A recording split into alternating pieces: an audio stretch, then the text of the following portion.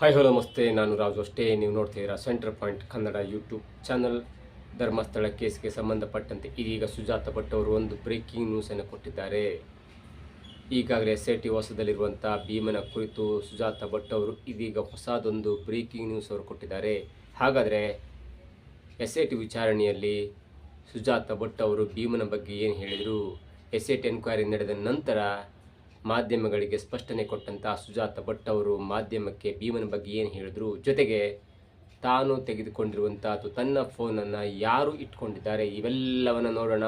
ಅದಕ್ಕಿಂತ ಮೊದಲು ಇಲ್ಲಿ ತನಕ ನಮ್ಮ ಚಾನಲ್ನ ಸಬ್ಸ್ಕ್ರೈಬ್ ಮಾಡಿಲ್ಲ ಅಂದರೆ ಸಬ್ಸ್ಕ್ರೈಬ್ ಮಾಡಿ ಈಗಲೇ. ಜೊತೆಗೆ ಕಾಮೆಂಟ್ಗಳ ಮುಖಾಂತರ ತಮ್ಮ ಅಭಿಪ್ರಾಯವನ್ನು ತಿಳಿಸಿದ್ರು. ಎಷ್ಟು ವೀಕ್ಷಕರೇ, ಧರ್ಮಸ್ಥಳಕ್ಕೆ ದಿನದಿಂದ ದಿನಕ್ಕೆ ಟ್ವಿಸ್ಟ್ ಆ್ಯಂಡ್ ಟರ್ನ್ಗಳನ್ನು ತೆಗೆದುಕೊಳ್ತಾನೆ ಇದೆ. ಜೊತೆಗೆ ಇದೀಗ ಎರಡು ಮೇಜರ್ ಅಪ್ಡೇಟ್ ಅಂದರೆ, ಒಂದು ಭೀಮ SIT ವಾಸದಲ್ಲಿದ್ದಾನೆ, ಜೊತೆಗೆ ಸುಜಾತ ಭಟ್ ಅವರ ಎನ್ಕ್ವೈರಿ ಇದೀಗ ಕಂಪ್ಲೀಟ್ ಆಗಿದೆ ಮತ್ತು SIT ಅಧಿಕಾರಿಗಳೇ ಸುಜಾತ ಭಟ್ ಅವರಿಗೆ ಬೆಳ್ತಂಗಡಿಯಿಂದ ಬೆಂಗಳೂರಿಗೆ ಬರುವಂತೆ ಒಂದು ಬಸ್ ಟಿಕೆಟ್ ಕೂಡ ಬುಕ್ ಮಾಡಿದ್ದಾರೆ ಅನ್ನುವಂಥ ಸ್ಫೋಟಕ ಮಾಹಿತಿಯನ್ನು ಸ್ವತಃ ಸುಜಾತ ಭಟ್ ಅವರು ಮಾಧ್ಯಮಕ್ಕೆ ಹೇಳಿಕೆಯನ್ನು ಕೊಟ್ಟಿದ್ದಾರೆ. ಜೊತೆಗೆ ಇಲ್ಲೇ ತನಕ ಏನೇನಾಯಿತು, ಕಳೆದ 2 ವರ್ಷಗಳಿಂದ ಏನೇನಾಯಿತು ಎಲ್ಲವನ್ನು ಕೂಡ ಸುದೀರ್ಘವಾಗಿ ಖಾಸಗಿ ಮಾಧ್ಯಮವೊಂದಕ್ಕೆ ಹಂಚಿಕೊಂಡಿದ್ದಾರೆ. ಮೊದಲು ಸುಜಾತ ಭಟ್ ಅವರ ಒಂದು ಇಂಟರ್ವ್ಯೂ ಆಗುತ್ತೆ, ಹೈ ಕರ್ನಾಡು ಎಂಬಂಥ ಯೂಟ್ಯೂಬ್ ಚಾನಲ್ಗೆ ಇಂಟರ್ವ್ಯೂ ಆಗುತ್ತೆ. ಅದರಲ್ಲಿ ಸುಜಾತ ಭಟ್ ಅವರು ಹೇಳ್ತಾರೆ, ನನ್ನ ಆಸ್ತಿಯನ್ನು ಧರ್ಮಸ್ಥಳದ ಕೆಲವೊಬ್ಬರು ಭೂ ಕಬಳಿಕೆ ಮಾಡ್ಕೊಂಡಿದ್ದಾರೆ, ಅಂದರೆ ತನಗೆ ಬರಬೇಕಾದಂಥ ಪಿತ್ರಾರ್ಜಿತ ಆಸ್ತಿಯಲ್ಲಿ ನನ್ನ ಆಸ್ತಿಯನ್ನು ನನ್ನ ಪರ್ಮಿಷನ್ ಇಲ್ಲದೆ ಧರ್ಮಸ್ಥಳಕ್ಕೆ ಮಾರಲಾಗಿದೆ ಅನ್ನುವಂಥ ಆರೋಪವನ್ನು ಮಾಡಿದ್ರು. ಆ ಆರೋಪವನ್ನು ನೋಡಿದಂಥ ಈ ಸೌಜನ್ಯ ಪ್ರಕರಣದಲ್ಲಿ ಹೋರಾಟ ಮಾಡ್ತಿರುವಂಥ ಮಹೇಶ್ ತಿಮ್ಮರುಡಿ ಆಗಿರ್ಬೋದು, ಜಯಂತ್ ಟಿ ಆಗಿರ್ಬೋದು, ಮುಖ್ಯವಾಗಿ ಜಯಂತ್ ಟಿ ಆಗಿರ್ಬೋದು ಮತ್ತು ಗಿರೀಶ್ ಮಟ್ಟಣ್ಣನವರು ಆಗಿರ್ಬೋದು, ಇವರೆಲ್ಲರೂ ಕೂಡ ನನ್ನ ಸಂಪರ್ಕ ಮಾಡಿ ನನ್ನನ್ನು ಪದೇ ಡೆಲ್ಲಿ ಕರ್ಕೊಂಡು ಹೋಗ್ತಾಯಿದ್ರು. ಅದರಲ್ಲೂ ಕೂಡ ನನ್ನ ಡೆಲ್ಲಿ ಕರ್ಕೊಂಡು ಹೋಗುವಾಗ ಅಲ್ಲಿ ಜಯಂತ್ ಟಿ ಇರ್ತಾಯಿದ್ರು, ಗಿರೀಶ್ ಮಟ್ಟಣ್ಣ ಇರ್ತಾಯಿದ್ರು ಮತ್ತು ಅನೇಕರು ಕಾರಿನಲ್ಲಿ ಡೆಲ್ಲಿಗೆ ಕರ್ಕೊಂಡು ಹೋಗಿ ಅಲ್ಲಿ ವಕೀಲರನ್ನ ಮಾತಾಡಿಸೋ ಪ್ರಯತ್ನ ಕೂಡ ಮಾಡ್ತಾಯಿದ್ರು. ನಾನು ಒಂದು ಹಂತದಲ್ಲಿ ಕೇಳಿದೆ, ಈ ವ್ಯಕ್ತಿ ಯಾರು, ಈ ಸದೃಢ ಕಾಯ್ದ ವ್ಯಕ್ತಿ ಯಾರು ಎನ್ನುವುದನ್ನು ನಾನು ಕೇಳಿದಾಗ ನನಗೆ ಜಯಂತ್ ಟಿ ಮತ್ತು ಗಿರೀಶ್ ಮಟ್ಟಣ್ಣವರು ಒಂದು ಸ್ಫೋಟಕವಾದ ಮಾಹಿತಿಯನ್ನು ಕೊಡ್ತಾರೆ. ಅದೇನೆಂದರೆ, ಈ ಭೀಮ ಎನ್ನುವಂಥ ವ್ಯಕ್ತಿ, ಅಂದರೆ ನಾವೀಗ ಭೀಮ ಅಥವಾ ಚೆನ್ನೈ ಅಂತ ಹೇಳ್ತೀವಲ್ಲ, ಆ ವ್ಯಕ್ತಿ ನಿನಗೆ ಸೆಕ್ಯೂರಿಟಿ ಗಾರ್ಡಾಗಿ ಬಂದಿದೆ, ನಿನ್ನ ಬಾಡಿ ಗಾರ್ಡಾಗಿ ಬಂದಿದ್ದಾನೆ, ಹಾಗೆ ನಿನಗೆ ಯಾರೂ ತೊಂದರೆ ಕೊಡಲ್ಲ, ನಿನ್ನನ್ನು ಕಾಯ್ಲಿಕ್ಕೆ ಬಂದಿದ್ದಾನೆ, ಈ ಎಲ್ಲ ವಿಚಾರಗಳಿಂದ ನಿನಗೆ ತೊಂದರೆ ಆಗ್ಬೋದು, ನೀನು ಧರ್ಮಸ್ಥಳದ ವಿರುದ್ಧವಾಗಿ ಆಪಾದನೆ ಮಾಡಬೇಕು, ನಿನ್ನ ಒಬ್ಬಳು ಮಗಳಿದ್ಲು, ಅವಳು ಧರ್ಮಸ್ಥಳಕ್ಕೆ ಹೋದಾಗ ಅಂದರೆ 2003ರಲ್ಲಿ ಧರ್ಮಸ್ಥಳಕ್ಕೆ ಹೋದಾಗ ಅನನ್ಯ ಭಟ್ ಎನ್ನುವಂಥ ಮಗಳ ಕಥೆಯನ್ನು ಕಟ್ಟಬೇಕು, ಹಾಗಾದರೆ ನಿನಗೆಲ್ಲರೂ ತೊಂದರೆ ಕೊಡ್ಬೋದು, ಹಾಗೆ ಕತೆ ಹೇಳಿದಾಗ ನಿನಗೆ ತೊಂದರೆ ಕೊಡ್ಬೋದು, ನಿನಗೆ ಭದ್ರತೆ ಬೇಕಾಗುತ್ತೆ, ಹಾಗಾಗಿ ಭದ್ರತೆಯ ಸಲುವಾಗಿ ನಾನು ಖಾಸಗಿ ಒಬ್ಬ ಬಾಡಿ ಗಾರ್ಡನ್ನು ಅಪಾಯಿಂಟ್ ಮಾಡಿಕೊಂಡು ನಿನ್ನ ಜೊತೆಗೆ ಇಟ್ಟಿದ್ದೇನೆ ಅನ್ನುವಂಥ ಮಾತನ್ನು ಹೇಳಿದ್ರು. ನಾನು ಎಲ್ಲವನ್ನೂ ನಂಬಿದೆ. ಜೊತೆಗೆ ಡೆಲ್ಲಿಗೆ ಹೋದಾಗಲೂ ಕೂಡ ನಾವು ಫ್ಲೈಟ್ನಲ್ಲಿ ಹೋಗ್ಲಿಕ್ಕಾಗಿಲ್ಲ, ಯಾಕಂದರೆ ಅಲ್ಲಿ ಒಂದು ಬುರ್ಡೆ ಇತ್ತು, ಬುರ್ಡೆಯನ್ನು ಫ್ಲೈಟ್ನಲ್ಲಿ ಅಲೋ ಮಾಡೋಲ್ಲ ಅನ್ನುವ ಕಾರಣಕ್ಕಾಗಿ ನಾವು ಸ್ವತಃ ಕಾರಿನಿಂದ ಡೆಲ್ಲಿ ತನಕ ಹೋದ್ವಿ ಮತ್ತು ಅಲ್ಲಿ ವಕೀಲರನ್ನ ಮೀಟ್ ಮಾಡುವಂಥ ಕೆಲಸ ಕೂಡ ಮಾಡಿದ್ವಿ. ಆದರೆ ನನ್ನನ್ನು ಯಾವುದೇ ವಕೀಲರನ್ನ ಮಾತಾಡ್ಸ್ಲಿಕ್ಕೆ ಹೋಗಿಲ್ಲ, ನನ್ನನ್ನು ಅಲ್ಲಿ ಕಾರ್ನಲ್ಲಿ ಕೂರಿಸ್ತಿರ್ತಿದ್ರು. ಅಲ್ಲಿ ಸ್ವಲ್ಪ ದಿನ ಲಾಡ್ಜ್ನಲ್ಲಿದ್ವಿ. ಅದಾದ ನಂತರ ನಾವು ಅಲ್ಲಿ ಕಾರ್ನಲ್ಲಿ ಅಂದರೆ ಆ ವಸತಿ ಗೃಹದಿಂದ ವಕೀಲರನ್ನ ಮೀಟ್ ಮಾಡೋ ಸಮಯದಲ್ಲಿ ನನ್ನನ್ನು ವಕೀಲರ ಜೊತೆ ಮೀಟ್ ಮಾಡಲಿಕ್ಕೆ ಕೊಟ್ಟಿಲ್ಲ. ಕೇವಲ ಭೀಮಾ, ಜಯಂತ್ ಮತ್ತು ಗಿರೀಶ್ ಮಟ್ಟಣ್ಣನವರು ಅಲ್ಲಿ ವಕೀಲರನ್ನ ಮೀಟ್ ಮಾಡ್ತಿದ್ರು ಮತ್ತು ಅವ್ರು ದೊಡ್ಡ ಪ್ಲಾನ್ ಕೂಡ ಹಾಕೊಂಡಿದ್ರು. ಆದರೆ ನನಗೆ ಯಾವುದನ್ನು ಹೇಳ್ತಾ ಇರಲಿಲ್ಲ. ಅವ್ರು ಹೇಳ್ತಾ ಇದ್ದೊಂದೇ, ನೀವು ಸಪೋರ್ಟ್ ಮಾಡ್ತೇವೆ, ನೀವು ಧರ್ಮಸ್ಥಳದ ವಿರುದ್ಧವಾಗಿ ನಿಮ್ಮ ಪ್ರಕರಣವನ್ನು ಎತ್ಕೊಂಡು ಅನನ್ಯ ಭಟ್ ಎನ್ನುವಂಥ ಮಗಳಿದ್ರೆ, ಆ ಮಗಳು ಇದ್ದಾಳೆ ಎನ್ನುವಂಥ ಹೇಳಿಕಿದ್ರೆ ನಿನಗೆ ಮುಂದಿನ ಒಂದು ಜೀವನಕ್ಕೆ ಒಳ್ಳೆಯದಾಗತ್ತೆ, ಜೊತೆಗೆ ನಿನಗೆ ಆಸ್ತಿ ಸರಾಗೋಗಿ ಬರುತ್ತೆ, ನೀನು ನೇರವಾಗಿ ಆಸ್ತಿಯನ್ನು ಕೇಳಿದರೆ ಅದು ಈಗಾಗಲೇ ಮಾರಾಟ ಆಗಿದೆ, ಆದರೆ ನಿನ್ನ ಪ್ರಕರಣ ದೊಡ್ಡದಾಗಬೇಕು ಎನ್ನುವ ಕಾರಣ ನಿನ್ನ ಪ್ರಕರಣ ಅಥವಾ ಸುಜಾತ ಭಟ್ ಅವರ ಪ್ರಕರಣ, ಸುಜಾತ ಭಟ್ ಅವರ ಆಸ್ತಿ ಧರ್ಮಸ್ಥಳಕ್ಕೆ ಹೋಗಿದೆ ಅನ್ನುವಂಥ ಪ್ರಕರಣ ಗಂಭೀರವಾಗಿ ಇಡೀ ರಾಜ್ಯ ನೋಡಬೇಕು ಎನ್ನುವುದಾದರೆ, ನಿನಗೆ ಮಗಳಿದ್ಲು, ಅವಳು MBBS ಓದ್ತಾ ಇದ್ಲು, ಅವಳು ಧರ್ಮಸ್ಥಳಕ್ಕೆ ಹೋದಾಗ ಅವಳು ನಾಪತ್ತೆ ಆದ್ಲು, ಆ ನಂತರ ನನಗೆ ಗೊತ್ತಾಯಿತು ಅವಳನ್ನು ರೇಪ್ ಆ್ಯಂಡ್ ಮರ್ಡರ್ ಮಾಡಿ ಸಾಯಿಸಿಬಿಟ್ರು ಅನ್ನುವಂಥ ಕಥೆಯನ್ನು ಹೇಳಿದಾಗ ಜನ ಅದು ಇಡೀ ಕರ್ನಾಟಕ ಮರ್ಗತ್ತೆ ಅನ್ನುವಂಥ ಕಾರಣಕ್ಕಾಗಿ ನೀನು ಈ ವಿಷಯವನ್ನು ಹೇಳಬೇಕೆನ್ನುವಂಥ ಒಂದು ದುಂಬಾಲನ್ನು, ಒಂದು ಒತ್ತಾಯವನ್ನು ಈ ಟೀಮ್ನವರು ಮಾಡಿದ್ರು ಅನ್ನುವಂಥ ಸ್ಫೋಟಕ ಮಾಹಿತಿಯನ್ನು ಇದೀಗ ಖಾಸಗಿ ವಾಹಿನಿಗೆ ಕೊಟ್ಟಂಥ ಒಂದು ಫೋನಿನ ಸಂಭಾಷಣೆಯಲ್ಲಿ ಇದೀಗ ಸುಜಾತ ಭಟ್ ಅವರು ಹೇಳಿದ್ದಾರೆ. ಜೊತೆಗೆ ವಾಸಂತಿಯವರ ಒಂದು ಫೋಟೋ ವಿಚಾರದಲ್ಲೂ ವಾಸಂತಿಯವರ ಸಾವಿನ ಬಗ್ಗೆ ಮತ್ತೆ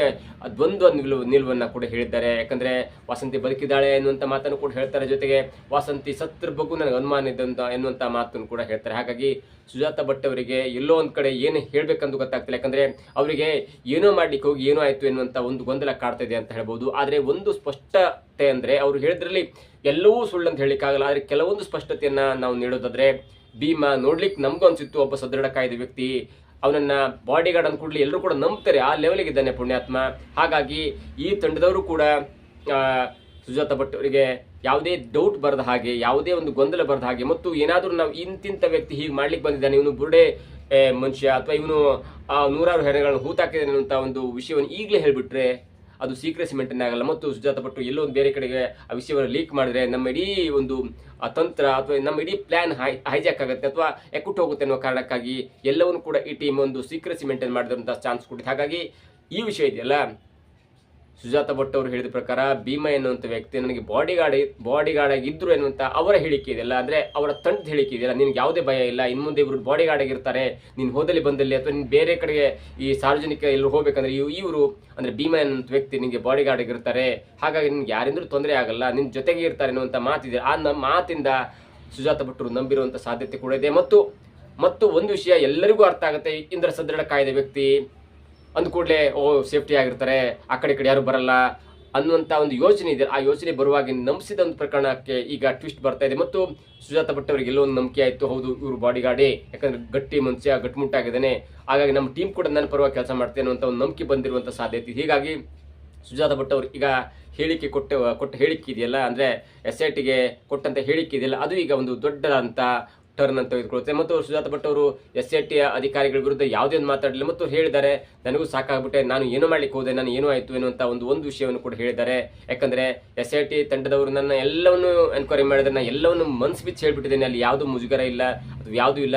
ಜೊತೆಗೆ ನನ್ನ ಫೋನ್ ತೆಗೆದುಕೊಂಡಿದ್ದಾರೆ, ಅಲ್ಲಿ ಫೋನ್ ಕಾಲ್ ಟ್ರ್ಯಾಕ್ ಆಗಿರ್ಬೋದು, ಎಲ್ಲವನ್ನು ಕೂಡ ಮಾಡ್ತೇವೆ, ಅದಾದ ನಂತರ 15 ದಿನ ಬಿಟ್ಟು ನೀವು ಫೋನನ್ನು ಕಲೆಕ್ಟ್ ಮಾಡ್ಕೊಳ್ಳಿ ಅನ್ನುವಂಥ ಮಾತನ್ನು ಕೂಡ ಹೇಳಿದ್ದಾರೆ. ಹಾಗಾಗಿ ಸುಜಾತ ಭಟ್ ಅವರಿಗೆ ಎಲ್ಲೋ ಒಂದು ಕಡೆ ಅವರು ಮಾಡಿದ ತಪ್ಪನ್ಸರು ಕೂಡ ಅವರ ಒಂದು ಮೋಟೋ ಇತ್ತು, ಯಾಕಂದರೆ ನನ್ನ ಆಸ್ತಿ ಬೇರೆಯವ್ರ ಹತ್ರ ಹೋಗಿದೆ, ನನಗೆ ಆಸ್ತಿ ಬೇಕು ಅನ್ನುವಂಥ ಒಂದು ಕಾರಣಕ್ಕಾಗಿ ಅವರು ಈ ಪ್ರಕರಣವನ್ನು ಮಾಡಿರ್ಬೋದು. ಆದರೆ ಈ ಪ್ರಕರಣದಿಂದ ಯಾವ ನಮ್ಮ ಕರ್ನಾಟಕ ಎಷ್ಟು ಜನಕ್ಕೆ ನೋವಾಗಿದೆ ಅನ್ನೋದು ಕೂಡ ಅವರಿಗೆ ಅರ್ಥ ಆಗಿದೆ. ಯಾಕಂದರೆ ಅನನ್ಯ ಭಟ್ ಎನ್ನುವಂಥ ಮಗಳಿದ್ಲು, ಅವಳು 2003ರಲ್ಲಿ ಧರ್ಮಸ್ಥಳಕ್ಕೆ ಹೋದಾಗ ನಾಪತ್ತೆ ಆದ್ಲು. ಅವಳು ಹಣ ಸಿಕ್ಕಲಿಲ್ಲ, ನನಗೆ ಹೆಣ ಕೊಡಿ, ಅಂದರೆ ಅಸ್ಥಿ ಕೊಡಿ, ನಾನು ಅವಳ ಅಂತ್ಯ ಸಂಸ್ಕಾರ ಮಾಡ್ತೇನೆ ಅಂದಾಗ ಇಡೀ ಕರ್ನಾಟಕ ಮರಗಿತ್ತು, ಕರಳು ಚುರುಕೆಂದಿತ್ತು ಮತ್ತು ಇಡೀ ಕರ್ನಾಟಕ ಅವಳ ಪರವಾಗಿ ನಿಂತಿತ್ತು. ಆದರೆ ಯಾವಾಗ ಅನನ್ಯ ಭಟ್ ಮಗಳು ಇಲ್ಲ ಎನ್ನುವಂಥ ಒಂದು ಸುದ್ದಿ ಹೊಟ್ಟಾಗ ಅಥವಾ ಸತ್ಯವನ್ನು ಒಪ್ಕೊಂಡಾಗ ಇಡೀ ಕರ್ನಾಟಕ ಅವರ ವಿರುದ್ಧ ತಿರುಗಿ ಬಿದ್ದಿತ್ತು.